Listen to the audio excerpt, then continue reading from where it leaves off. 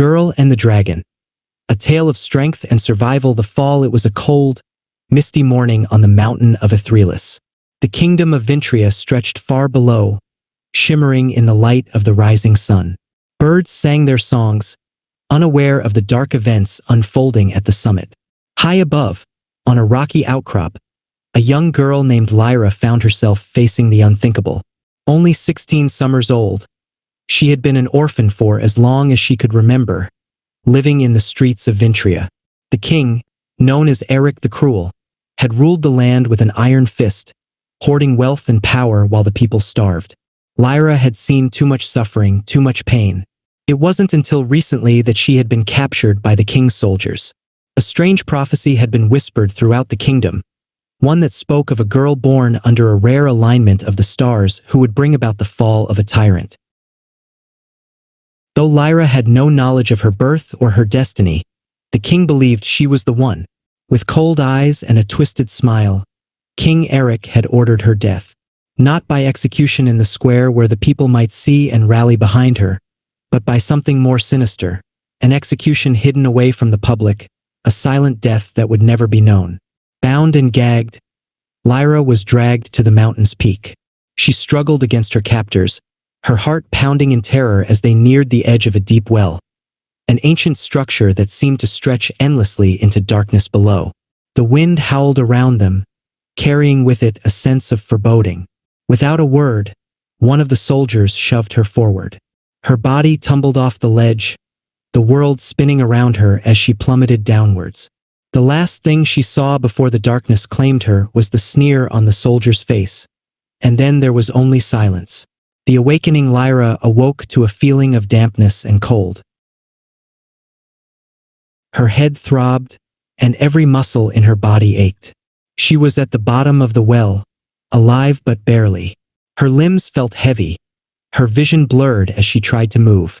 The rough stone walls surrounding her offered no escape, and the sky above was just a distant circle of light. But something stirred in the shadows. She heard a deep rumble, almost like the growl of a beast, and for a moment, she feared she was not alone. Her heart raced as she struggled to see, her eyes slowly adjusting to the dimness.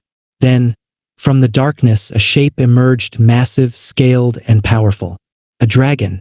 Its emerald green eyes glowed with an ancient wisdom, and its body, covered in iridescent black scales, shimmered faintly in the low light.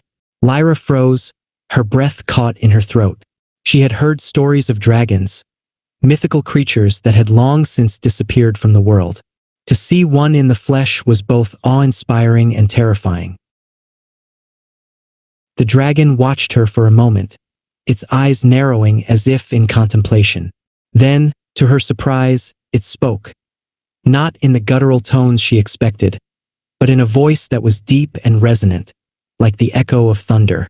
"You are not meant to die here, little one," it rumbled. "Fate has brought you to me." Lyra's voice was hoarse as she managed to speak. "Why would you help me?" The dragon tilted its massive head, considering her. "There is a power within you, something that even you do not yet understand. The king fears it, but he does not know the truth of it. I have been waiting for the one who would bring about the end of his reign." The dragon leaned closer, and Lyra could feel the warmth of its breath. "You are that one." With a flick of its tail, the dragon lifted Lyra onto its back, the smooth scales surprisingly comfortable against her battered body. The dragon spread its wings, and in a single powerful motion, it launched itself into the sky, carrying her out of the well and into the open air. The cave of knowledge. They flew for what felt like hours, the wind rushing past Lyra as the dragon soared over mountains and valleys. Eventually, they landed in a hidden cave, nestled deep within the crags of the mountain range. The cave was vast, its walls covered in ancient runes that glowed faintly in the darkness. Strange crystals jutted from the ground, pulsing with energy. "This is my home," the dragon said, its voice reverberating through the chamber. "And now it is yours." Lyra slid off the dragon's back, her legs weak but her spirit slowly recovering. As she looked around, she realized that this was no ordinary cave. It was a place of ancient magic, a place where knowledge and power converged. The air itself seemed to hum with energy. The dragon led her deeper into the cave, where a massive stone table stood in the center. Upon the table were scrolls, books, and strange devices, things Lyra had never seen before. "You will need to learn quickly," the dragon said. "The king will soon learn of your survival, and he will not rest until you are dead. But you have the potential to stop him." Lyra hesitated, unsure of what the dragon meant. "What do you mean? I'm just a girl. How can I defeat a king?" The dragon's eyes flashed with intensity. "You are not just a girl. The power within you is greater than you know. You have the mind and the will to change the world, but you must hone it. I will teach you." And so, Lyra spent the entire day in the cave, working harder than she ever had before. The dragon showed her ancient texts that spoke of forgotten magics, technologies that could shape reality, and the art of strategy and leadership. Under the dragon's guidance, she absorbed the knowledge quickly, her mind sharper than she ever realized. By nightfall, Lyra had transformed. Her body was still bruised and battered, but her mind had been awakened to a new level of understanding. She had learned the secrets of the old world, how to harness the energy within herself, how to outthink her enemies, and how to command the power of the ancients. To return the next morning, Lyra stood at the entrance of the cave, dressed in armor forged by the dragon's fire. The weapon in her hand, a sword imbued with the power of the cave's crystals, felt like an extension of her very soul. The dragon stood beside her, its eyes gleaming with pride. "You are ready," it said. "The time has come to face the king." With a nod, Lyra mounted the dragon once more, and they took to the skies. This time, they flew straight for the capital of Vintria, where King Eric sat upon his throne, unaware of the storm that was about to descend upon him. When they arrived, chaos erupted. The sight of a dragon in the skies sent the king's soldiers into a panic, but Lyra had no time for fear.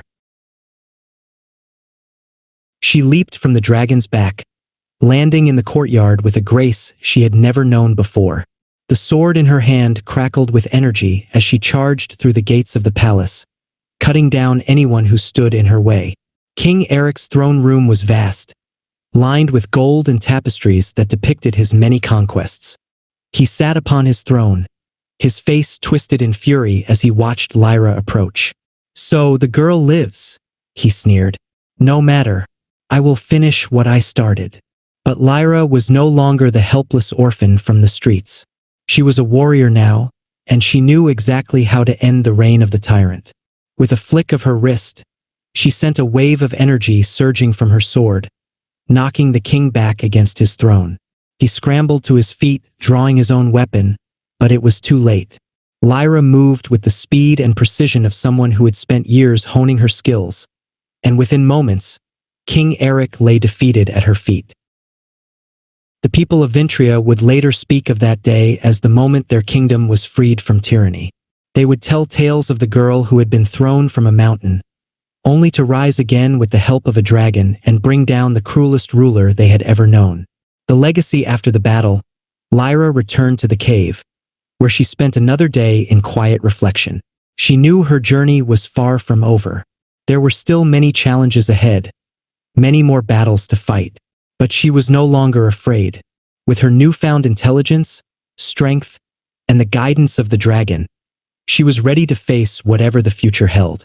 And so, the girl who had once been thrown into darkness now lived in the light, her heart filled with determination and her mind sharpened by the lessons she had learned. In the years to come, Lyra would become a legend, known as the girl who rose from the depths, tamed a dragon, and brought justice to a kingdom. But to her, it was always about more than just defeating a king. It was about the strength within, the intelligence honed through hard work, and the will to survive. Thank you for watching.